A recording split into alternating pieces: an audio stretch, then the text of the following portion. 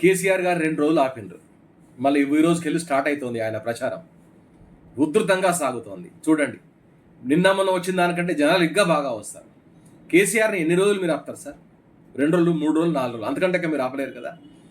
కేసీఆర్కు వస్తున్న ఆదరణ చూసి, కేసీఆర్ వెనకాల జనము పరిగెడుతున్నది చూసి, కేసీఆర్కు జరుగుతున్న పాలాభిషేకాలను చూసి, చిన్న చిన్న పిల్లలు ఈలలు డ్యాన్సులు చేస్తుంటే చూడ ముచ్చటగా ఉంది వారి ర్యాలీ.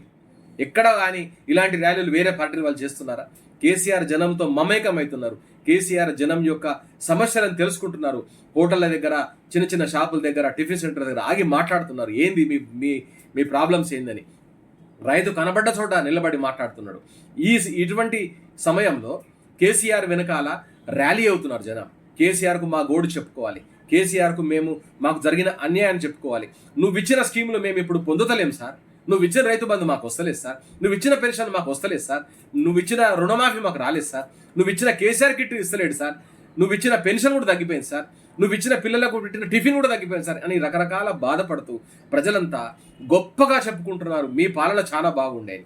ఇటువంటి వ్యవహారాన్ని చూసిన కాంగ్రెస్, బీజేపీలు కేసీఆర్పై తప్పుడు కేసు పెట్టిండ్రు, ఒక ఫేక్ కేసు పెట్టిండ్రు. ఆ ఫేక్ కేసు ద్వారా ఏందది? 48 గంటల నిషేధం, ప్రచార నిషేధం. ఇవాళ రాత్రి షురు చేస్తాడు, 8 గంటలకు, ఈరోజు రాత్రి షురు అవుతుంది. ఎన్ని రోజులు ఆపుతారు మీరు ఎంత ఆపినా చేసినా ప్రజల మనసులో ఉన్న వ్యవహారాన్ని మీరు తుడిచిపెట్టలేరు సార్. కేసీఆర్ అంటే ప్రజల్లో బ్రహ్మాండంగా ఉంది.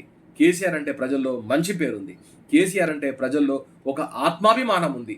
అటువంటి ఆత్మాభిమానాన్ని సంపాదించండి ముందు. అటువంటి ఆత్మాభిమానాన్ని మీరు ప్రజల నుంచి చురగొనండి. అటువంటి ఆత్మాభిమానాన్ని ఇంకా పెంచుకోండి.